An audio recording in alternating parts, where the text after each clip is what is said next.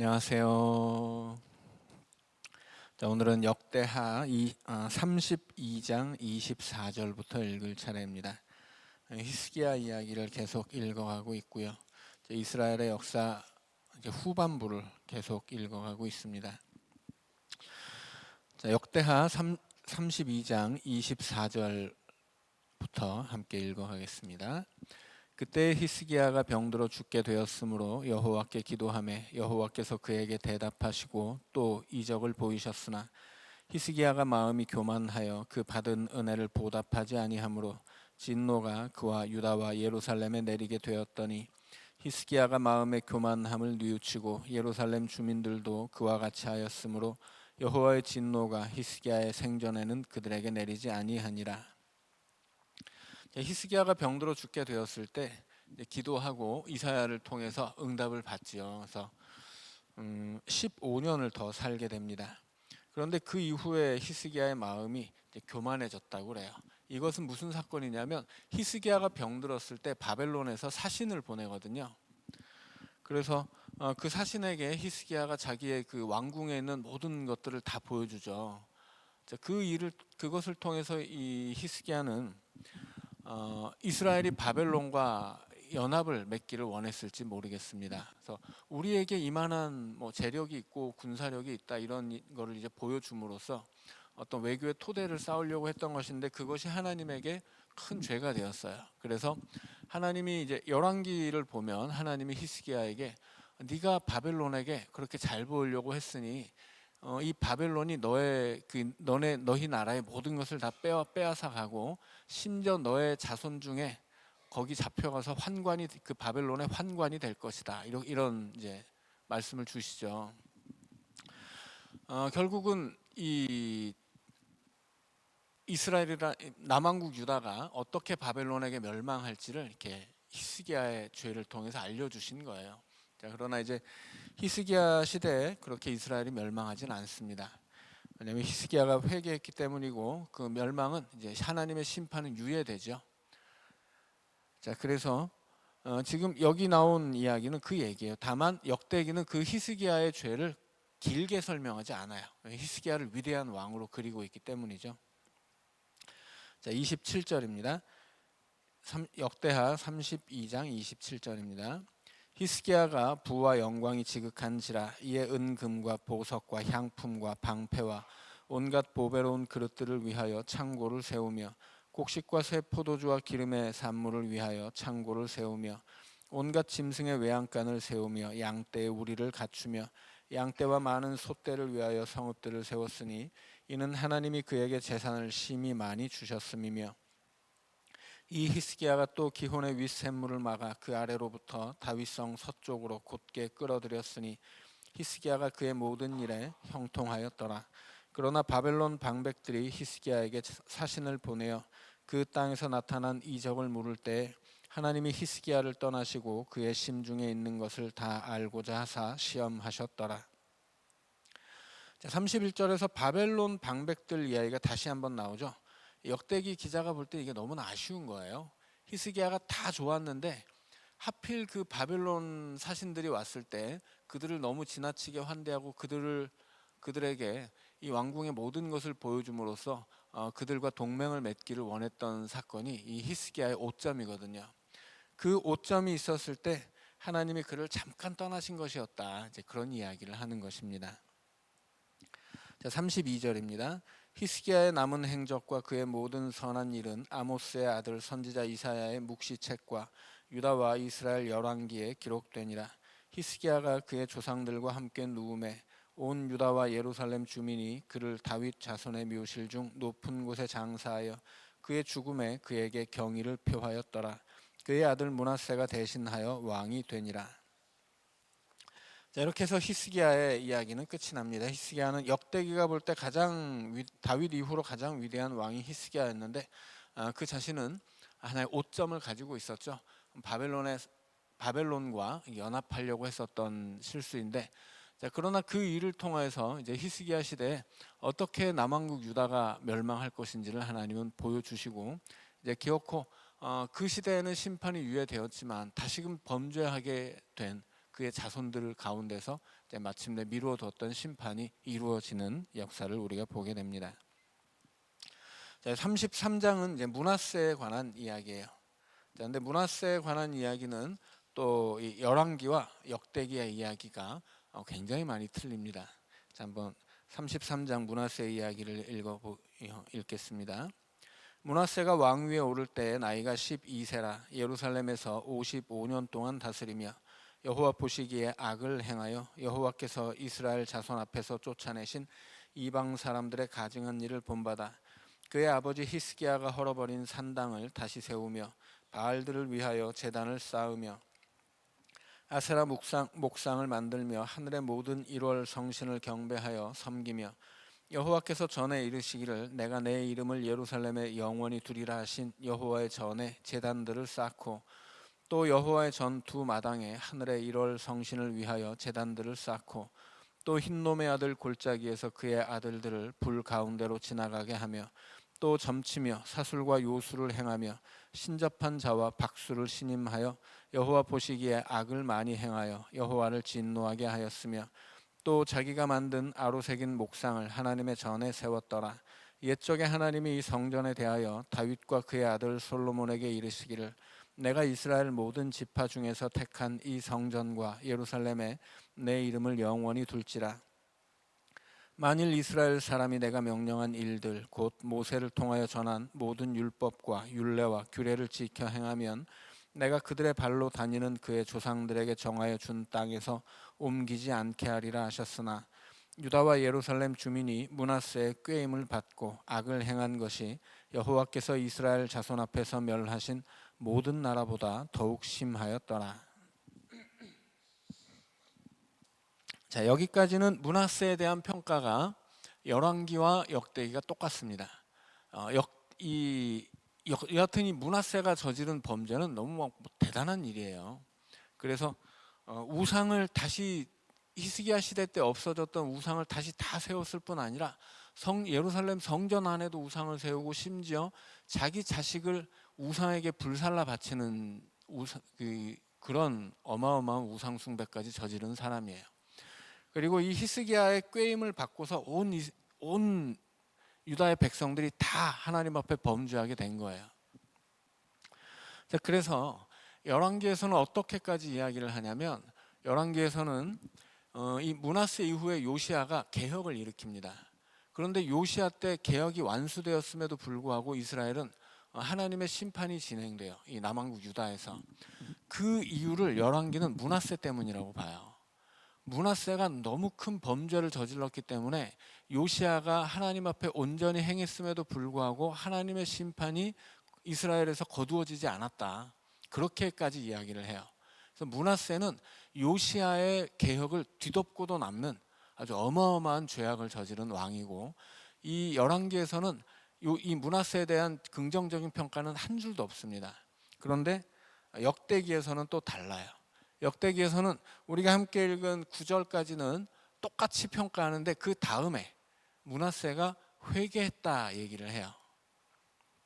자, 이것이 역대기와 열왕기의 굉장히 큰 차이점이고 읽은 다음에 왜 이런 기록의 차이가 나오는지를 설명해 드리도록 하겠습니다. 자, 33장 10절입니다. 여호와께서 므낫세와 그의 백성에게 이르셨으나 그들이 듣지 아니하므로 여호와께서 아수르 왕의 군대 지휘관들이 와서 치게 하심에 그들이 므낫세를 사로잡고 쇠사슬로 결박하여 바벨론으로 끌고 간지라. 그가 환난을 당하여 그의 하나님 여호와께 간구하고 그의 조상들의 하나님 앞에 크게 겸손하여 기도하였으므로 하나님이 그의 기도를 받으시며 그의 간구를 들으시사 그가 예루살렘에 돌아와서 다시 왕 위에 앉게 하심에 므낫세가 그제서야 여호와께서 하나님이신 줄을 알았더라. 그 후에 다윗성 밖 기혼 서쪽 골짜기 안에 외성을 쌓되 어문 어귀까지 이르러 오벨을 둘러 매우 높이 쌓고 또 유다 모든 견고한 성읍에 군대 지휘관을 두며 이방 신들과 여호와의 전에 우상을 제거하며 여호와의 전을 건축한 사내와 예루살렘에 쌓은 모든 제단들을 다 성 밖에 던지고 여호와의 제단을 보수하고 화목제와 감사제를 그 제단 위에 드리고 유다를 명령하여 이스라엘 하나님 여호와를 섬기라 하매 백성이 그의 하나님 여호와께만 제사를 드렸으나 아직도 산당에서 제사를 드렸더라. 므낫세의 남은 사적과 그가 하나님께 한 기도와 선견자가 이스라엘 하나님 여호와의 이름으로 권한 말씀은 모두 이스라엘 왕들의 행장에 기록되었고, 또 그의 기도와 그의 기도를 들으신 것과 그의 모든 죄와 허물과 겸손하기 전에 산당을 세운 곳과 아세라 목상과 우상을 세운 곳들이 다 호세의 사기에 기록되니라. 므낫세가 그의 열조와 함께 누움에 그의 궁에 장사되고 그의 아들 아몬이 대신하여 왕이 되니라. 자, 열왕기에는 므낫세에 관한 좋은 이야기는 단 한 줄도 없는데 역대기는 완전히 달라지죠. 죄를 많이 지어서 하나님이 아수르를 통해 이 남왕국 유다를 치고 므낫세가 포로로 잡혀가는 비참한 지경에 이르러요. 하지만 그렇게 하나님이 그를 치셨기 때문에 므낫세가 회개했다고 하는 거죠. 회개해서 하나님 앞에 다시 겸손해지고, 그 다음에 자기 나라로 돌아온 다음에는 자기가 세웠던 그 많은 우상의 제단들을 다 헐고 다 갖다 버리고 온 백성들에게 다시 하나님만 섬기게 했다는 거예요. 자, 왜 이런 차이가 생기냐면, 일단 이 므낫세라는 왕이 33장 1절에 보면 이 남왕국 유다를 몇 년을 다스리냐면 55년을 다스립니다. 한 왕이 55년을 다스렸다는 건 무슨 뜻이겠어요? 다윗도 40년 다스렸고 솔로몬도 40년 다스렸습니다. 그 이상으로 자기 나라를 다스렸다라고 하는 것은 엄청난 왕권을 가지고 있었다는 뜻이에요. 그리고 실제 역사 안에서 히스기야 시대와 이 므낫세 시대는 비교가 돼요. 그러니까 히스기야는 열왕기라는 책이 신명기 역사죠. 신명기의 신앙 고백을 가지고 이스라엘의 역사를 해석한 게 열왕기예요. 그 열왕기 역사에서 므낫세는 철저하게 신앙적으로만 해석돼요. 신명기 역사의 신학을 가지고서만 해석되는 거죠. 그래서 이 므낫세라는 왕은, 이 히스기야라는 왕은 하나님 앞에 굉장히 철저한 신앙으로 섰던 사람이에요. 다만 그에게도 죄가 있기 때문에 바벨론 사신들에게, 이 바벨론 사신들 앞에서 이 하나님을 버리고 그들과 연합하려고 했었던 죄가 있어서 열왕기는 그 죄까지 굉장히 길게 기록을 하거든요. 근데 역대기는 히스기야를 위대한 왕으로 그리기 위해서 별로 그런 죄를 길게 기록하지 않거든요.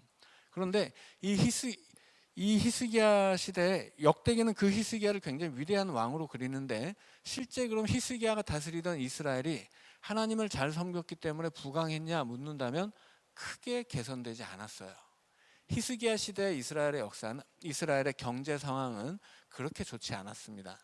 그런데 오히려 므낫세라고 하는 왕은 악한 왕이었지만 그가 강력한 왕권을 가지고 55년이나 다스렸어요. 그리고 그 55년이나 통치할 수 있었던 이 므낫세의 그 정치적 기반은 어디에 있었냐면 아수르에 있었습니다. 그러니까 이 아수르라고 하는 강대국이 므낫세 정권을 지지해 주었던 거예요. 그래서 어떤 방식으로 지지를 해 줬냐면, 아수르가 므낫세가 국제 무역을 할 수 있도록 그 국제 이 무역 도로를 이 므낫세에게 허락을 해 줬어요. 그 사용을.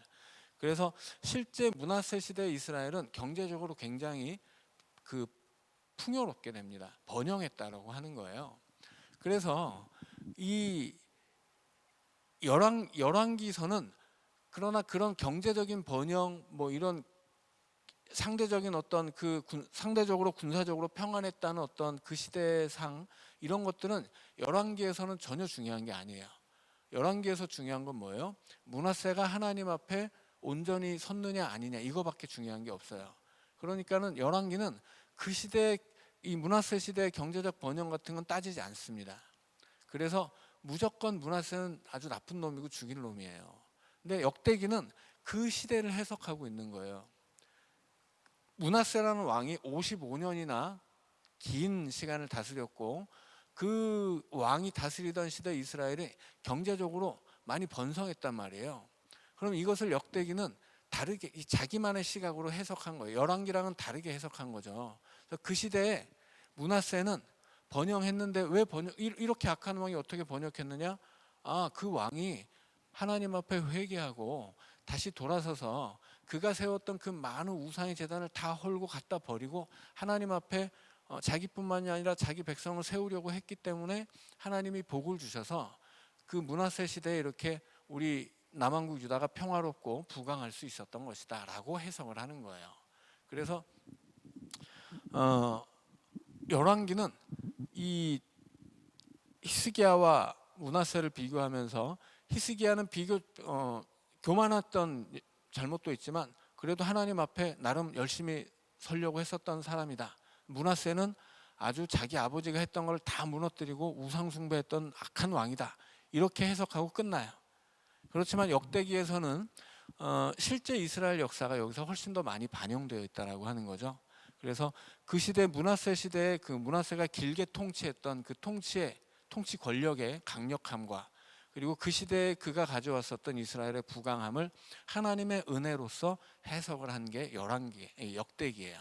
자, 그래서 역대기에서는 굳이 이 열왕기랑 다르게 므낫세의 회개와 이후에 그가 하나님 앞에 겸손해졌다는 사실을 밝히는 이유는 그 시대를 역대기사가는 그 시대의 평안함을 하나님의 은혜로 해석하기 위해서다라고 하는 것입니다.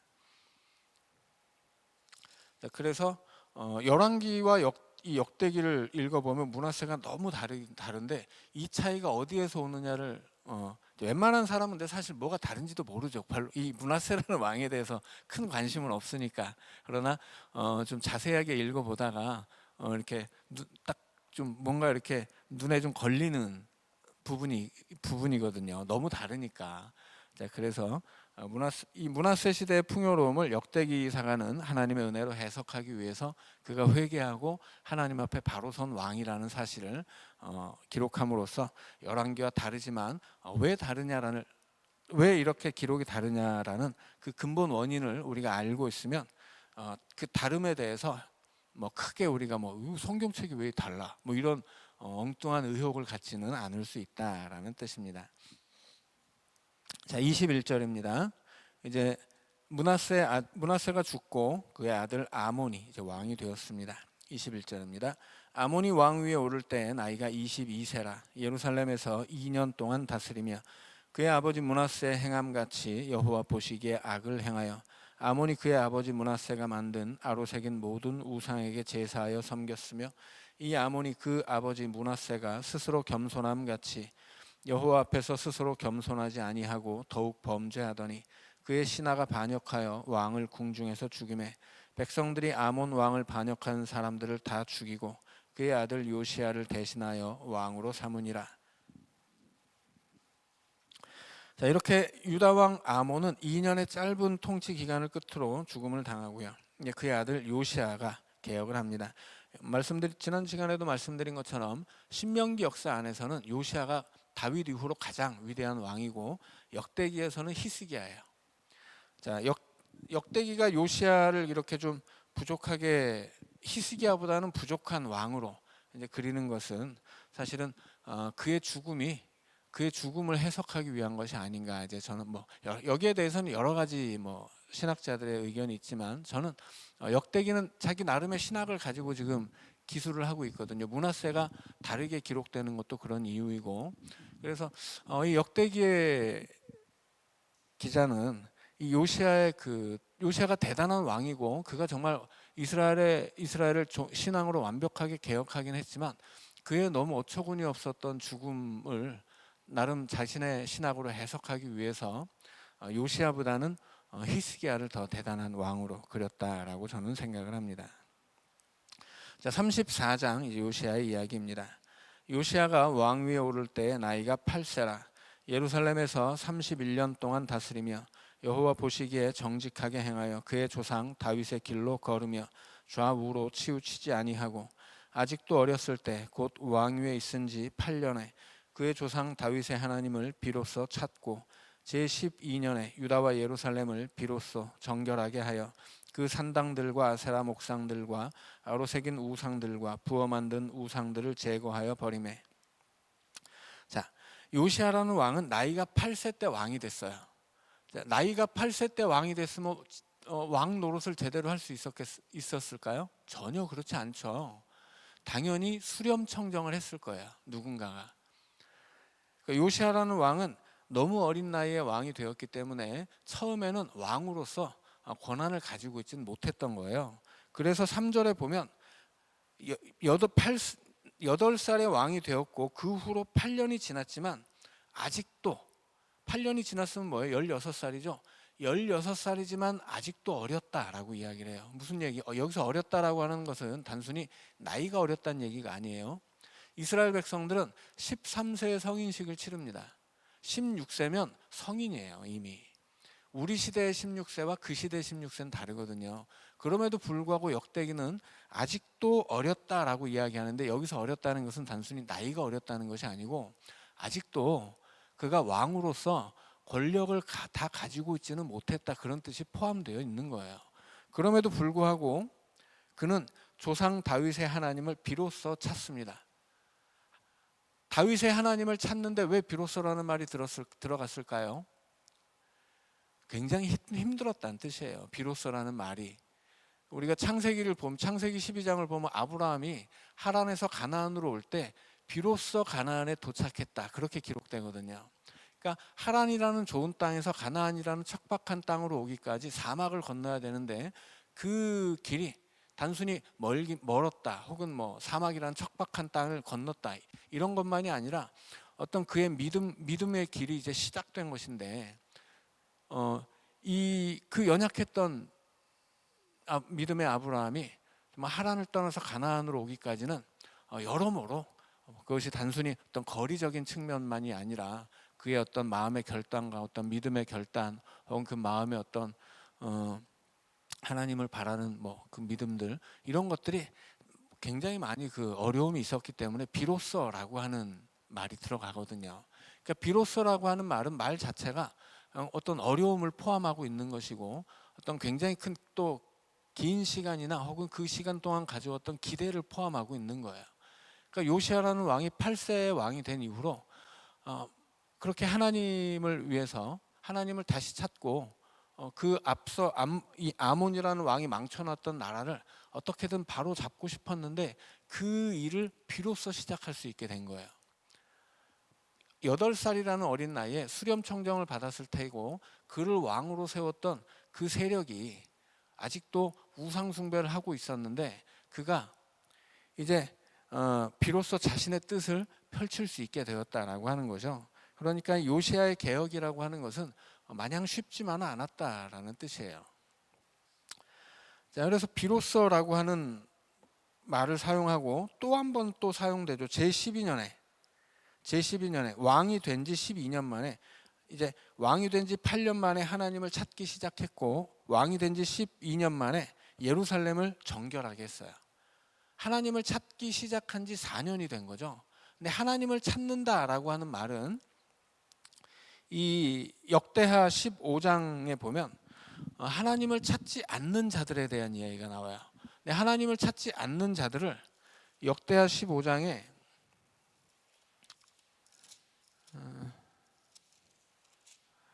이 아사가 개혁을 일으킬 때 역대하 15장 13절에 보면, 이스라엘 하나님 여호와를 찾지 아니하는 자는 대소남녀를 막론하고 죽이는 것이 마땅하다라고 이야기를 했어요. 아사가 이스라엘을 개혁할 때. 자, 그래서 여호와를 찾는다는 것은 무슨 뜻이냐면, 거꾸로 여호와를 찾지 않는 자들을 죽인다는 뜻이기도 해요. 그러니까 비로소 여호와를 찾는, 이 요시아가 비로소 여호와를 찾는다라고 하는 것은 뭐냐면, 이제까지 왕답지 못했던 왕이었고 권력이라고는 별로 있지도 않는 왕이었는데, 비로소 하나님을 찾으면서 그 하나님을 대적하는 우상의 세력들, 그를 왕으로 세웠을 그 적대자들을 이제 그들을 숙청했다, 그런 뜻이 있는 거예요. 하나님을 찾았다라고 하는 말 속에. 그리고 그 세월이 4년이에요. 이 요시아를 왕으로 세우고, 이 우상숭배를 하던, 요시아를 왕으로 세웠지만 우상숭배를 하고 있었던 이 요시아의 왕권보다 더 위에 있었던 이 권력자들과 싸우기 시작한 세월이 4년이고, 그 4년의 대결 이후에 비로소 요시아가 왕이 된 지 12년 만에 예루살렘을 정결하게 할 수 있었다라고 하는 거죠. 예루살렘을 정결하게 한다는 건 뭐예요? 그 예루살렘에서 우상 숭배하던 세력을 몰아냈다는 뜻이에요. 자, 그래서 여기서 이제 비로소라는 말이 2번이나 반복되고 있습니다. 그래서 요시아의 이 개혁이 굉장히 어렵게 그렇게 시작되었다라고 하는 뜻이고, 4절 제일 첫 번째 나오는 단어가 뭐예요? 무리가. 요시아가 혼자 막 제단을 엎어버리고 우상 숭배자들을 몰아낸 게 아니죠. 그를 따르는 무리가 있어요. 그러니까 개혁 세력인 거죠. 이 무리는 그 요시아와 요시아를 따르는 개혁 세력이 있고, 그 반대편에 요시아를 왕권에 앉히고 우상 숭배를 하고 있었던 요시아보다 더 권세를 휘두르고 있었던 이스라엘의 이 비선 실세들이 있었다고 하는 거죠. 그들과 대결해서 4년 동안 이기고, 그리고 이제 그 승리의 열매로 예루살렘을 정결하게 할 수 있게 되었다라고 하는 뜻입니다. 자, 4절입니다. 무리가 왕 앞에서 바알의 제단들을 헐었으며 왕이 또 그 제단 위에 높이 달린 태양상들을 찍고, 또 아세라 목상들과 아로 새긴 우상들과 부어 만든 우상들을 빻아 가루를 만들어 제사하던 자들의 무덤에 뿌리고, 제사장들의 뼈를 제단 위에서 불살라 유다와 예루살렘을 정결하게 하였으며. 자, 4절 마지막에 제사하던 자들의 무덤에 뿌리죠. 뭘 뿌려요? 우상들과 부어 만든 우상들을 빻아 가루를 만들어요. 우상을 만들어 놓은 상이 있잖아요. 그걸 다 부셔가지고 가루로 만든 다음에 그 우상 섬기던 제사장들의 무덤 위에 뿌린 거예요. 그리고 그 무덤을 파헤친 다음에 그 뼈를 꺼내가지고 다시 또 가루로 빻아가지고 제단 위에 불살라 버렸다고 하죠. 우리나라로 치면 뭐예요? 이게 부관 참시예요. 그러니까 이 요시아가 개혁을 하는데 우상 숭배자들을 아주 발본색원 해가지고 뿌리채 뽑았다, 그런 얘기를 하는 거예요. 그러니까 얼마나 그 우상 숭배 적극적이냐면 부관 참시를 할 정도로, 여튼 우상 숭배했던 것들은 무덤에 묻힌 것들도 다 파가지고 그 뼈를 가루로 만들어서 뿌려버린 거예요. 그러니까 굉장했다라고 하는 이야기죠. 자, 6절입니다. 또 므낫세와 에브라임과 시므온과 납달리까지 사면 황폐한 성읍들에도 그렇게 행하여 제단들을 허물며 아세라 목상들과 아로 새긴 우상들을 빻아 가루를 만들며 온 이스라엘 땅에 있는 모든 태양상을 찍고 예루살렘으로 돌아왔더라. 요시아가 왕위에 있은 지 18째 해 그 땅과 성전을 정결하게 하기를 마치고 그의 하나님 여호와의 전을 수리하려 하여 아살랴의 아들 사반과 시장 미야세아와 서기관 요아하스의 아들 요아를 보낸지라. 자, 이제 8살에 왕이 되고 16살에 하나님을 대적하는 자들과 대결을 시작하고 4년 만에 승리한 다음에 예루살렘을 정결하게 합니다. 자, 정결하게 했다는 건 뭐냐면 예루살렘 성전 혹은 성 밖에 있는 그 거리에 있는 우상들을 싹 버렸다는 거예요. 그 다음에 하는 일이 뭐예요? 18째 해, 왕이 된 지 18년이 된 이후에 이제 그 전까지는 우상 숭배자들과 대결하고 이제 우상 숭배 잔재가 남아 있었던 예루살렘을 청소한 다음에 이제 그 다음에는 성전을 수리해요. 그러니까 이제 요시아의 개혁은 굉장히 지금 단계적이죠. 그 성전을 수리하다가 뭘 발견하냐면 율법책을 발견하고 율법책에 기록되어 있던 유월절을 지키게 됩니다. 그리고 유월절에는 이 전통적으로 백성들이 유월절에 이제 다 예루살렘 성전에 와서 모이기 때문에 그 백성들을 앞에 놓고 율법을 읽어줘요. 자, 그런데 그게 요시아 왕 때 이제 다시 한번 이루어진 언약 갱신인 거죠. 근데 열왕기서와 또 다른 것은 뭐냐면 열왕기에서 요시아의 이야기를 할 때는 제일 먼저 한 게 뭐냐면 성전 수리이고, 성전 수리하다가 율법책을 발견하고 유월절을 지켰다, 이렇게 이야기를 해요. 그래서 열왕기가 기록하는 요시아의 개혁은 유월절부터 시작합니다. 그런데 역대기가 기록하는 요시아의 개혁은 유월절로 완성돼요. 유월절을 지키기 전까지 우상 숭배자들과 대결을 하고 그 다음에 우상 숭배를 다 없애고 그 다음에 성전을 수리하는 것까지 마친 다음에 그 다음 유월절을 지키고, 유월절을 지키게 함으로써 이제 요시아의 개혁은 완성이 되는 거예요. 그래서 열왕기가 기록하는 요시아 왕과 역대기가 기록하는 요시아 왕이 다른데, 특별히 역대기가 요시아의 개혁을 유월절로 완성짓는다라고 하는, 그렇게 유월절로 완성되는 방식으로 기록하는 것은 특별한 역대기만의 신학이 있는 거죠. 유월절이라고 하는 건 뭐예요? 그것은 애굽의 바로로부터 이 해방되는 하나님의 구원의 역사를 기념하는 절기거든요. 그래서 이 역대기는 지금 성전을 짓고 있는 역사의 순간, 그 순간을 기록하는 이 역사거든요. 그래서 이 성전이 지어짐으로써 성전에서 지켜질 예배, 성전에서 지켜질 이 절기, 이런 것들을 통해서 우리 민족은 다시 제2의 유월절을 맞이하게 될 것이다 라는 얘기를 하고 싶은 거예요.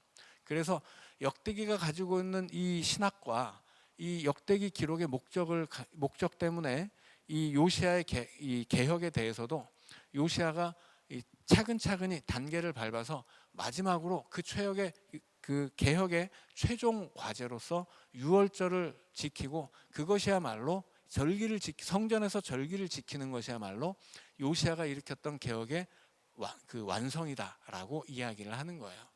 결국은 재건되고 있는 성전에 대한 기대를 그대로 담고 있는 거죠. 근데 많은 신학자들이 이것의 어떤 역사성에 대해서 논의할 때 열왕기보다는 역대기가 실제적인 역사를 더 많이 반영하고 있다라고 이야기를 해요. 그것은 개혁이라고 할 때도 마찬가지죠. 유월절을 먼저 지키는 것은 사실 더 어려운 일이에요. 실제적으로는 유월절이라는 절기를 온 백성과 함께 지키기 위해서는 그 전에 우상 숭배가 없어져야 되고 성전이 정상적인 기능을 회복할 수 있어야 되거든요.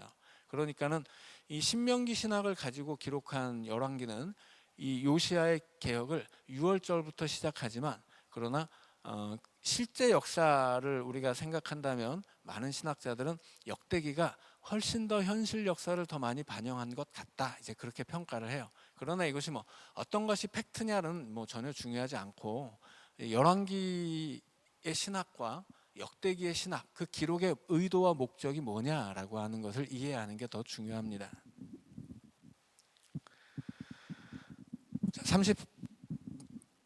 34장 8절까지 읽었습니다. 우리 3분 쉬었다가 다시 읽도록 하겠습니다.